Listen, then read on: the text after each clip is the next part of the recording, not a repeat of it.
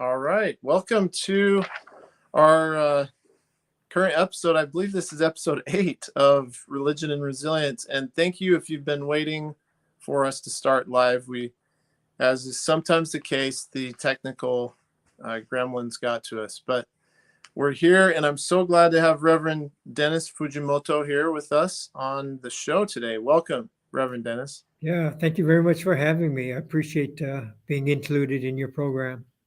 Yes, so glad to have you here. So just a little bit about Reverend Dennis. And if you would too, if you're watching this and you have not subscribed to our channel, please go ahead and click subscribe and you'll get notification, I believe, when we go live. And this happens about twice a month. We do a show, so we'll have 2 more in May. And so stay tuned to see when those happen.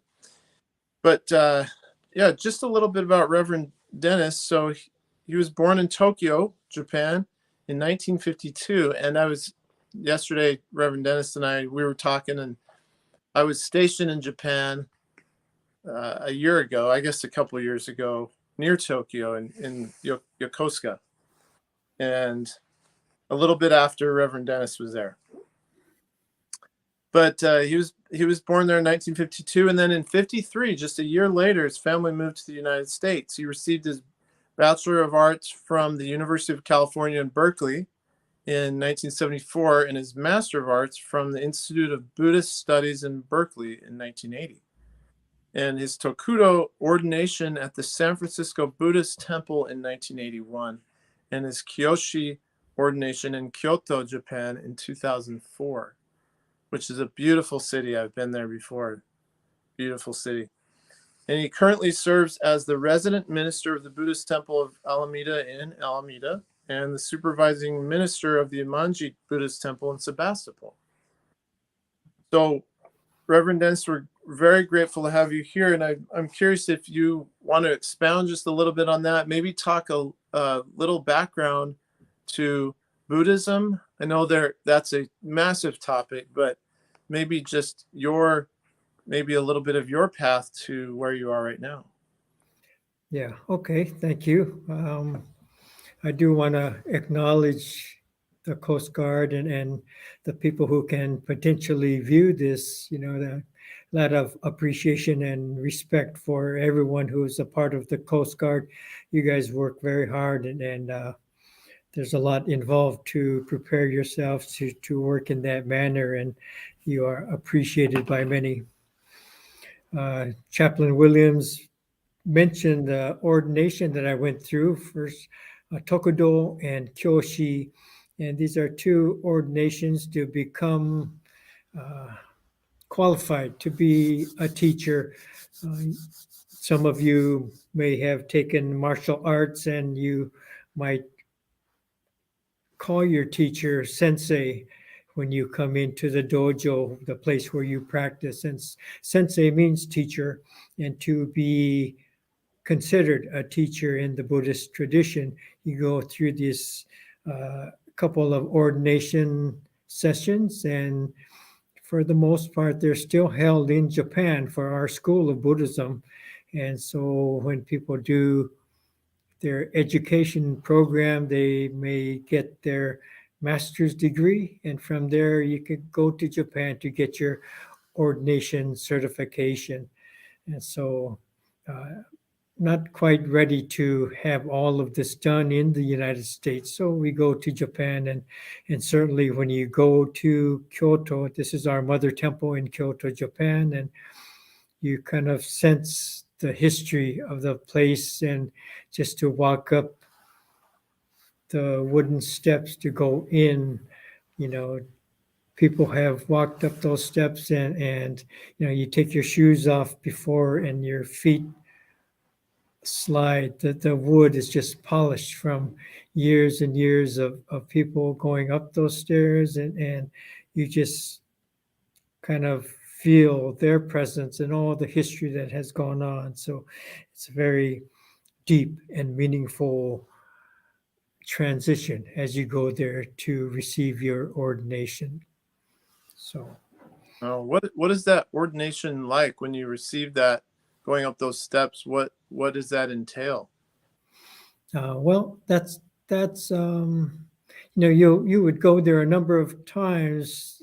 The ordination is kind of like a retreat for 10 days retreat and further training, and you're with instructors who are showing you what you need to do to be proficient in certain of the leading services and chanting and things like this. And so you go to, you train and you go to different stations and you have to pass these tests. So Mm.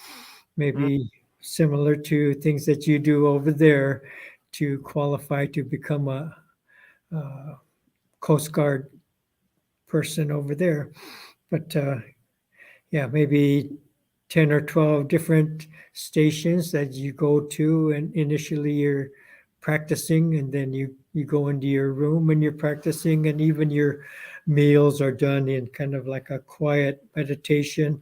You're dressed in your robes appropriately, from morning to night, and you're doing services 3 times a day, and different teams are leading these services kind of in the same training method. Okay. So different groups are asked to lead each of these things every day of the 10 days.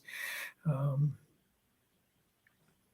so when we went, there was one group of maybe 6 people from the United States and Hawaii or Canada. So that we were like the foreign country team, and these other teams would be, 6 or 8 people who were born in Japan. So there would be maybe 8 groups from Japan and one group that were foreign born people studying to go into the Buddhist ministry. So we had our own team and supportive of each other, but maybe much limited in our use of Japanese language and things like this. And I think they took it easy on us a little bit, as we were not yeah, some things we were not able to understand completely, and they recognized this, and so uh, helped us along to some degree, right? Well, I'm glad they were I guess gracious with you in that way. Yeah, I would have imagined that after just 1 year in Japan as a 1 year old, you probably didn't master the Japanese language in that time. Yeah, I describe it as nothing to remember, nothing to forget. But yeah, so during those times, um, I am told, I don't remember, but I had my first birthday on the boat coming over. Everyone who was on the boat came to my birthday party. And so, Oh, very special thing. But to add to that, in 1953 coming over here, and this was shortly, you know, towards the end of World War II. So here in America, the people of Japanese ancestry were put into concentration camps, relocation centers, they were called, and people lost a lot. They lost their livelihood, and their connections were minimized or dismissed. Things that their families had worked for were lost, and it was a very difficult time. There's a lot of prominent prejudice and racism that was going on towards the Asian community, particularly the Japanese American community. And a lot of these people were um, U.S. citizens, huh? And to be treated like that was uh, disturbing to many. And so through that, though, you come to learn that when you share the religious background or to learn about Buddhism, particularly Japanese Buddhism, uh, it's not just learning about the principles of the religion, but there's a lot of interplay, sociological, historical aspects that go into what has happened in America and how the Asian community is viewed, how the Japanese American community is viewed, how Buddhism is viewed. And so a lot of these things all come into play, and it's not just maybe different than just looking at this form of Christianity as opposed to this form, or trying to learn something about the Muslim religion and such. And uh, if we look deeper, there's so many other things that are involved that we want to be aware of so that we are sensitive to, you know, being able to have open and viable dialogue with each other. Mm-hmm. Mm-hmm. Yeah, that's that's something that I've really appreciated with every episode that we've done. It's been wonderful to have this open dialogue, and I'm curious, as you grew up in in California, which you grew up in near Berkeley. Did you grow up there too? Yes and no. My father was a Buddhist minister as well, and so he would be moved from temple to temple. In Okay. At that time, maybe every 4 years, they were asked to move to another temple, and so this is kind of a second career for me because I didn't want to put my boys through what I went through. You move and you lose all your friends and you start all over in school and things like that, and it makes it a difficult transition when you're a young person trying to grow up and be part of the community, and then you leave again, you lose all your friends. So it wasn't that easy. So I didn't want to put them through that. So I did other things for a while. And after they uh, finished high school and such and were ready to do their own things, then I came into the ministry. Oh, okay. So did you always know you wanted to come into the ministry? You just delayed it to try to provide more stability for your boys? Yeah, kind of. Right after college, I went to the Institute of Buddhist Studies, like you mentioned, and Mhm. and went received my master's degree there. But from getting my master's to getting my ordination, there's a big chunk of time when I got my second one, like 20 years went by. And so, kind Oh, of like Rip Van Winkle, I disappeared, fell asleep, and I was qualified educationally to go into the ministry. And all my friends that I had been training with went on to Japan. When are you coming? I'm not coming. When are you coming? I'm not coming. It just kind of changed directions completely. And so finally, well, I was doing artwork for 20 years. And then finally, I thought maybe I could do something more health conducive. I was working with grinding stone and billowing dust and things like this, and maybe not so healthy to be breathing in that type of things, particles into my lungs. And I was at the temple at a special service, and two of the senior ministers were there, and I could see them chatting with each other at lunch after service, and they were glancing at me every now and then. And one had been my advisor. And so finally, one came over, said, "Can you come with us to the office?" And sat me down and checking me out again. And they knew I had all my education. I should have been easily, I could transition into becoming a full-time minister, without so much additional training. And so that's what they invited me to do. And it's kind of like perfect timing because I was looking for other possibilities. mhm. And so I need to do like a year of refresher courses and then get over to Japan. So it take a little bit of time, and it does cost, a good chunk of money to go over there. So I did that. Well, it sounds like your experience growing up as a boy with the father quite often, left a pretty deep mark on you.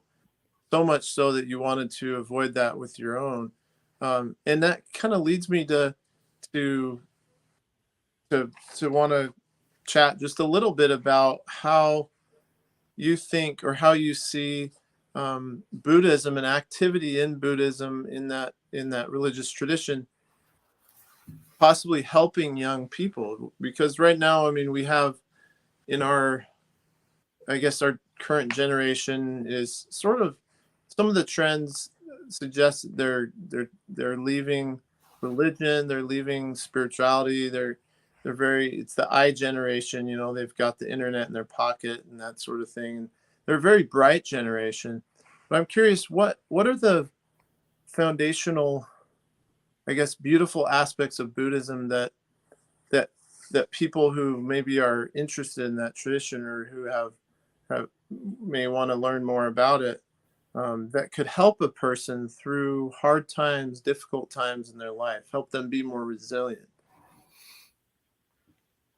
Yeah, I think a large part of that, younger people are resistant to go into the religions of their families and their own cultures and things. And, same is true in Buddhism. And part of that, I think, as we go through our educational process, going to school and high school, college, and such, everything is very much uh, scientific basis in experimenting and proving things are true, and in this way of learning, as opposed to religious truths or something. Religious truths get put to the I, side. Some of them are looked upon as superstitions and not necessarily provable truths, even in Christianity, whether it is creation versus Darwinian theories of evolution and things like this. And so you look away and see, do people actually believe there is a godlike figure, a supreme being that is looking down upon everything, and some of it is not necessarily people who believe in Christianity may not necessarily see that in that manner, and people who don't believe in Christianity may not see it in that manner either. And it seems like one of the attractions for Buddhism is that the Buddha was not a god or a deity. Okay, here behind me, you can see the image of Amida Buddha, and Amida Buddha was not a deity. There's a personified statue there, but Amida Buddha is a symbol of truth and reality. And to awaken is to awaken to these truths of life that are true regardless of how you grew up or what your faith is. Okay. hmm, And for example, there are truths of the laws of electricity or gravity, for example. And, there's basic laws of gravity, and you can't say, I don't accept the laws of gravity and then float away, right? It affects you whether you believe it or not, whether you understand it or can explain it or not. It affects you because it's in effect, right? And hmm. so Buddhism is more like that. And these truths of life are there for you to experience and view. And it's not a matter of whether you accept them. It's not a faith-based religion. So what that is what are some of the truths that you would say are most fundamental within Buddhism? okay. I think you can say that all the different schools of Buddhism see that your ego, your self-centered perspective of the world causes the difficulties that you face in life. Okay. Mm, And so the main aspects of ego are they call the three poisons of greed, anger, and ignorance. Okay, so we are all greedy, and these are very natural things. These are things that help us to survive, Mm-hmm. right? And to be protective of ourselves. And we have to be like that to, you know, kill something to have a meal, right? In our uh, Paleolithic beginnings, right? And we all do that. And all these aspects of uh, sympathetic, parasympathetic nervous system, how we respond to flight or fright kind of response to things. All of these things have helped us to keep alive. At the same time, they cause a lot of the suffering that we inflict upon ourselves and we inflict upon others. And in a larger scale, nations do this to other nations. This sense of being wanting to be dominant or one over the other kind of thing. And so to recognize that is to be able to know yourself, your true self, a little better. Okay. Mm-hmm. And in this Shin Buddhist school that I'm a part of, the founder, Shinran Shonin, his conclusion was that you, no matter what you do, you can't get rid of your ego, right? And previously, you would enter the monastery, or people who could study Buddhism were either monastics or they were royalty who had the time and the means to study something, you know, elevated like Buddhism.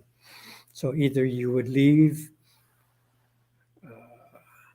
a householder lifestyle and enter the monastery, or you were royalty.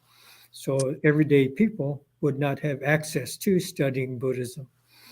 But through Buddhism, the teachings developing and becoming more available to everyone, and our founder Shinran Shonin was saying, you cannot get rid of your ego.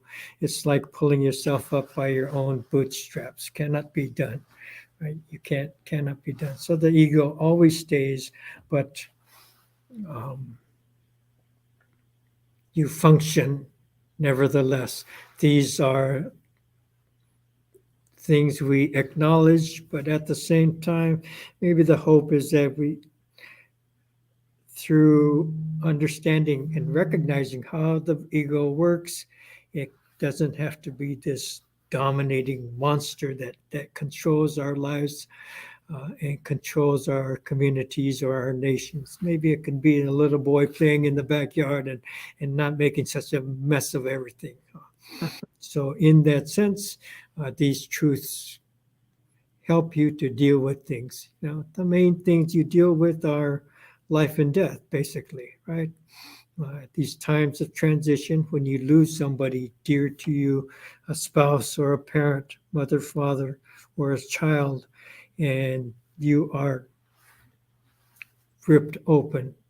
You Yeah. know, what is life about? You know, what is the meaning of life? How can I go on losing these people that are close to me? And so these are the times when you struggle with yourself. And if you don't have a foundation, you may have trouble. You may find trouble. You may not be able to work with your ego-centered questions that arise at those kind of times when you are put into turmoil. So it's these kind of times that your religion and needs to, you have to have that basis to fall back on, and hopefully your religion has that basis that is clear to you, that it is something that you can depend on and to rely upon. Okay, so this is very foundational for everyone, no matter what religion they look at. And if you don't have that, perhaps you should find that, because it's those kind of times when you need this grounding stability that's very hard to do on your own. And because you're basing it on your ego centered self and Mm-hmm. nothing more than that. Yeah. So what you're saying, Reverend Dennis, is that the ego is really the cause of much of our suffering. And basically, with regards to how we grapple with the uncontrollable events in our life, such as death of a loved one, or terminal illness, or loss of any sort, loss of job, loss of relationship, the ego gets entwined into that and finds some kind of attachment. And if that is not aware to the person, if the person's not aware of how the ego is running amok in their life, then they'll have undue suffering. Right. So Hmm. so I really appreciate your recommendation to have a structure, have a foundation, have a religion that you can lean into and engage in. And certainly there the literature, there's lots and lots of studies that have been done that suggest that activity in one's faith can bring stability and bring a healthier life ultimately. I'm curious, in Buddhism in particular, uh, what are some of the practical ways that one learns to harness the ego, or learns to manage the ego, so that suffering can be diminished and inner peace can be found? Yeah, I think, well, in this particular, I'm speaking from the Shin Buddhist perspective, and the proper name is Jodo Shinshu Buddhism, but uh, people might be familiar with Zen Buddhism. Okay, so Zen is something you hear very commonly these days, much more in the last 40 years. Zen has become very prominent in American society. You might know this person or that person that practices Zen. This uh, Is Zen synonymous with Shin? Is it this? Is Zen the same as Shin? and they came up at a similar time in China and Japan, but they are not the same. There are different schools of Buddhism. Okay. And so, what I'm saying is, Zen might be very familiar with people, whereas Shin Buddhism you may not have heard of. And part of that is that historical background I was talking about earlier during the war. Mhm. And Shin Buddhism is very community based. And so the Japanese American community would be very strong in Shin Buddhism, Mm. but you didn't want to flaunt that you were Buddhist during World Wars, right? When everyone is prejudiced and looking at you, that you already look different. And then when you're saying you're Buddhist and you're not Christian, then you get double prejudice, right? Not only are you Asian, you're Buddhist and not Christian. And so it's like two strikes against you. So you want it to be as inconspicuous as possible. And you don't want to be out there, claiming to be Buddhist. There are a lot of Buddhist families who switch to Christianity just so as kind of their own statement that I am an American, right? And so I have no problem with Christianity, but when you feel like forced to change because of these sociological pressures, I think that's sad, right? So, Yeah, that yeah, is very. yeah. So those are considerations that you go into, but back to Shin Buddhism, it's very grassroots and community oriented, family oriented, which is different. Most Buddhism that you would read about or think about, or find an article in the news magazine, they're generally talking about Buddhist principles or about meditation, right? And Mm. meditation, the image is someone sitting alone in a room on a pillow, contemplating and calming the mind, breathing deeply, and things of this nature. And you don't really sense this communal aspect that I'm talking about right now. So in Yeah. our temples, we don't do this sitting meditation. We do a vocal meditation, but there are a lot of events that go on, and in working with this Buddhist community to put on bazaars or festivals and things like this, you're connected to each other, to Mm. your family, and through this connection, ultimately you're connected with this infinite reality that surrounds us at all times. And this Uh-huh. infinite reality can be very basic things that we recognize: the air we breathe, the water we drink, the food we eat, the people we love. And so family is a recognizable aspect of the infinite. And the Wow. point is to connect, to always be connected to this infinite, and to sense that, and to know that, and to know it viscerally and not just in your head. Yeah. So I think when we look, people are people who find trouble, or having difficulties in their lives, or even exploding into rage, right? Doing these mass shootings or killing someone or doing something that they should normally know better, but they just fall off the edge and they are disconnected. They go into their own cocoon of self where their ego is dominant. And Mm-hmm. so they're percolating all these things in this little bubble, totally isolated. You know, I should have had a friend, or someone saying, he was my best friend. I should have been talking to him. I should have known something was wrong. There are telltale signs so many times when something, people go off and they become isolated, they become enraged, they do something, pow, pow, pow. Yeah. Right? And so to avoid this, these connections to community become very, very important. Yeah. And, That and action is the stabilizing web that that can help people be more resilient through hard times. yeah. A very similar concept in Christianity. Also, we heard in Islam a few shows ago we did, and in Judaism and in many of the world religions, that communal aspect is provides a social construct of support for people, so they're not isolated and alone. But I Mhm. find it interesting too. What you said is that the individualism or the isolationism is what leads to uh, some of the some of the malicious behaviors or some of the detrimental behaviors that cause problems.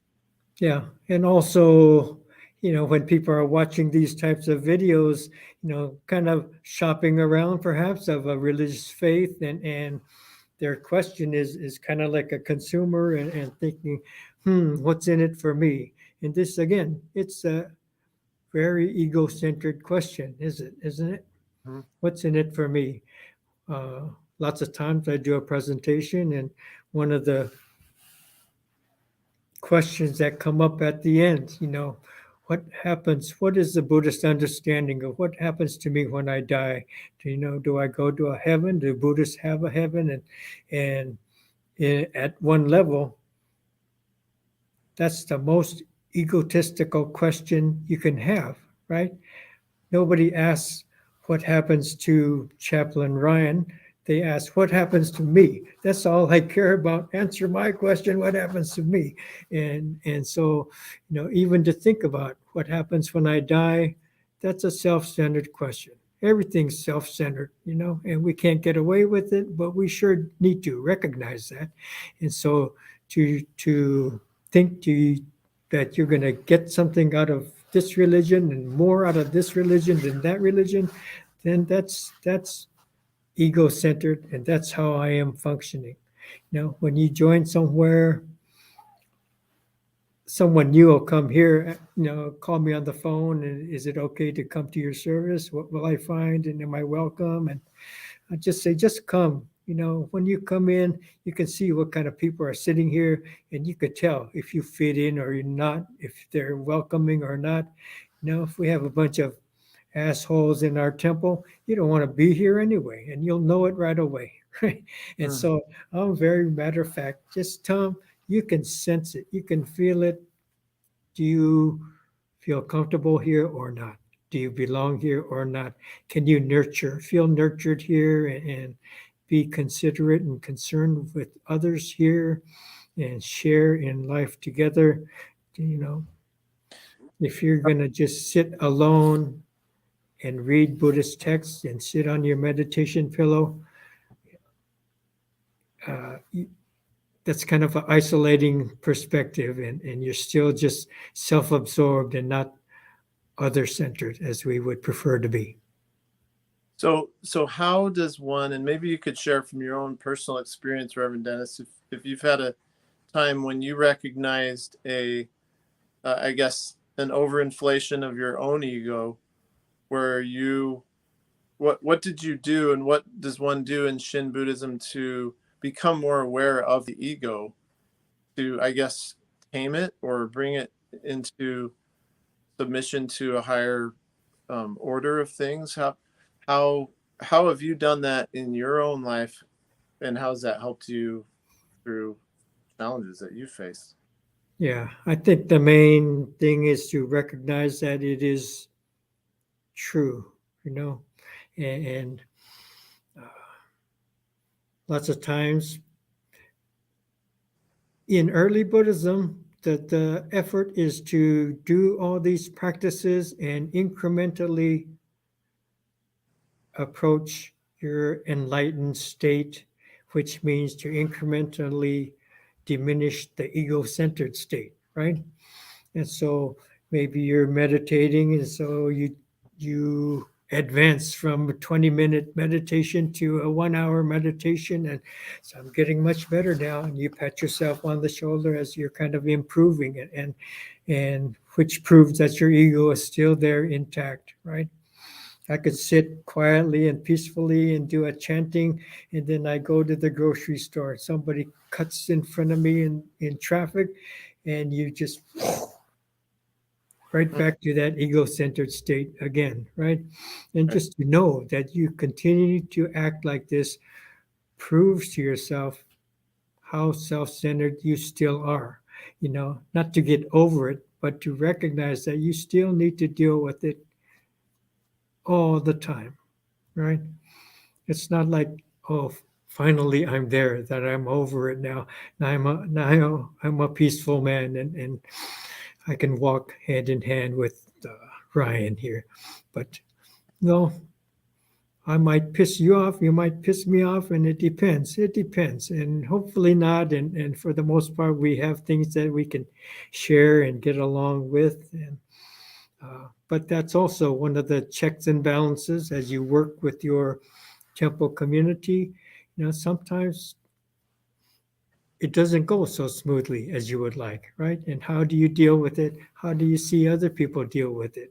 And you see the elders at the temple who are much more mellower than someone who's, like the high school kid that comes to try to be good and do something and get their points for school or whatever.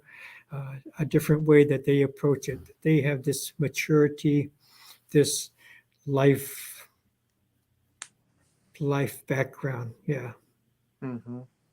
So you're saying it we need to be patient with ourselves and recognize it's true. When you say it's true, meaning that the ego is there, the ego is alive and active, and it's not ever going to go away.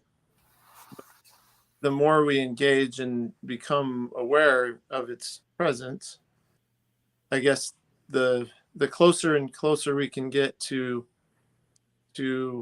uh, greater inner peace with that ego.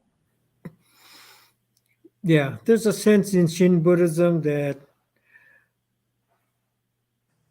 awakening, the enlightenment experience is received and not achieved. Mm, Right?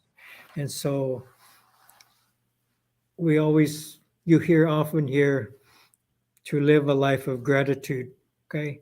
And to be appreciative of everything that you have and all these things. And I have a teacher that has said, if you really stop to say thank you to everything you should say thank you for, you couldn't stop saying thank you, right?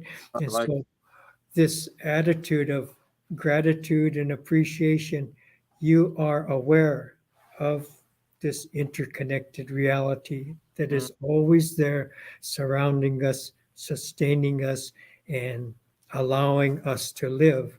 And so when you have this awareness, then this infinite reality is embracing us, even though we still have our ego-centered self. Yeah. It's not going to wait till we're done with our ego to embrace us.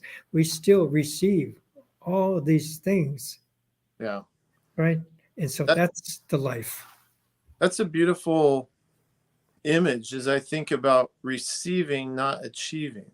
Mhm. Receiving the enlightenment that comes as what you're saying within Shin Buddhism is to embrace the truth of this interconnectedness around us with the air, the water, the people, the relationships. And as we do, then we start to be we receive that enlightenment and we become changed, I guess, over time. Mhm.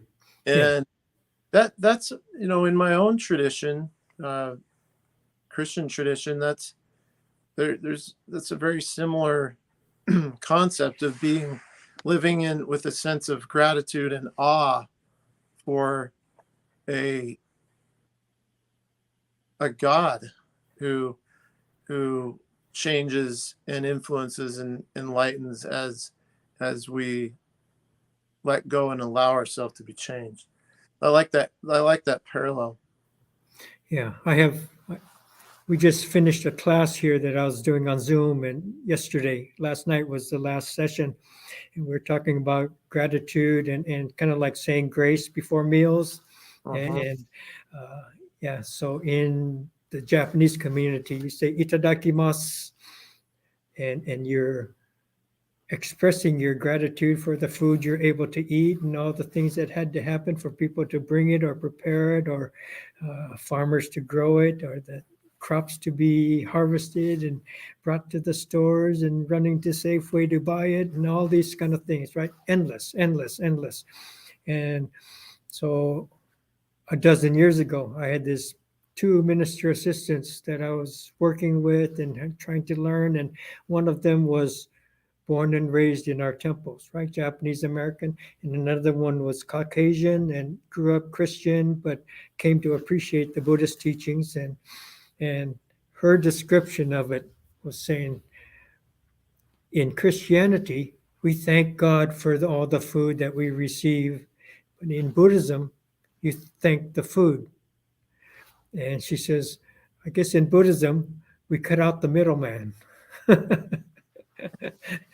So same sense, but rather than thanking God for providing the food, you're thanking every item of food, whether it's each grain of rice or the pastries and the pie that you receive. So same sense, but maybe a little bit of a different Yeah, well, perspective.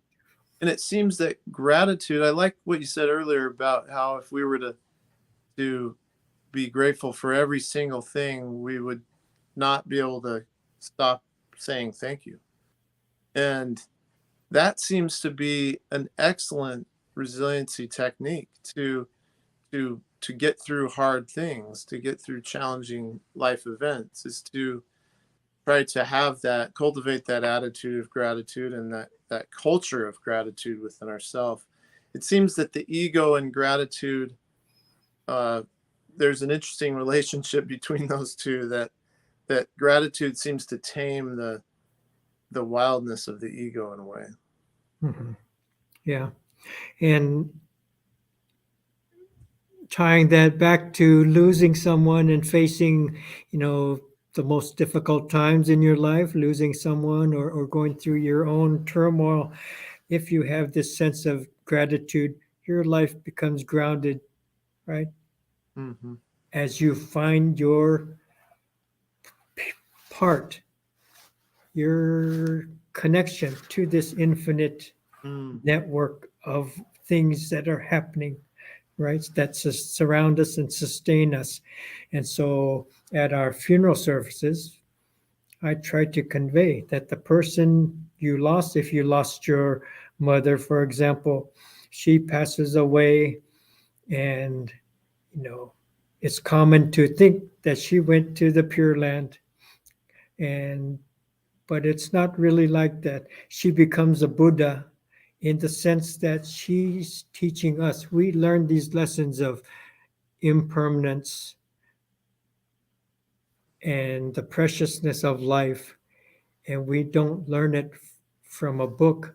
We're learning it from the person we lost, Mm. right? Mom is telling me this truth of life. She became a Buddha telling me this Buddhist lesson, right?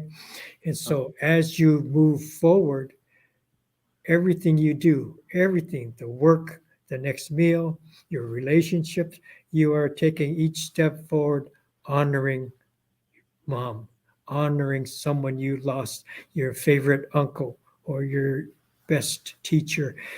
You know, they have impacted your life, and now you are your debt of gratitude to them that you are moving forward with your own life with your best foot forward, grounded, stable, and secure, and doing everything in your power to move forward and to show your gratitude to them, to every single one of them.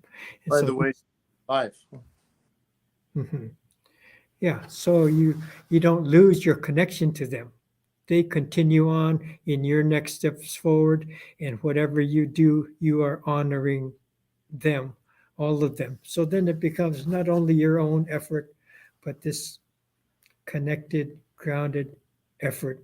Your own life is a part of this infinite network into the infinite past, into the infinite future, the infinite now. And this is what Buddhism provides. Huh? That's really beautiful. That in the Coast Guard we have three core values, and you just named all three. Basically, the first one is honor, the second one is respect, and the third one is devotion to duty. And that's a kind of a transition that you just kind of described. Is that as we honor those who have gone before, and as we honor their lives, then and we also cultivate this respect, and then we have this devotion to them, and also to fulfilling this connected life that we're living. And I also, in my own tradition, the Church of Jesus Christ of Latter-day Saints, share that concept of connecting with our ancestors as well, in a kind of a welding link of a bind that connects us throughout time and space. That's a cool connection as well. Yeah, I think those are cultivated through spiritual practice, and lots of times these days, maybe more, you hear people saying, "I'm spiritual, but I'm not religious," and it's kind of like they recognize this need to be spiritual, that aspect of their selves, but they don't want to commit to an organized religious body or a faith tradition. And so kind of like half stepping and not completely, buying into the whole thing. And so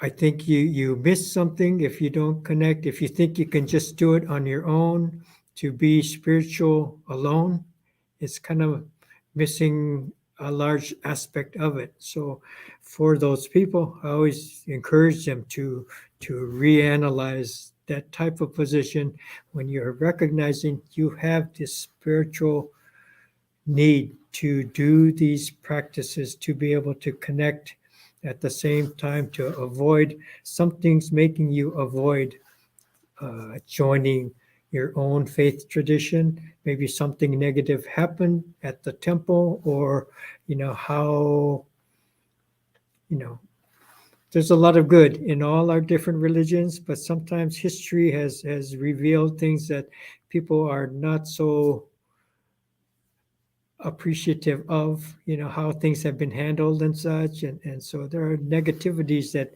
push people away. And those are real. Those are real.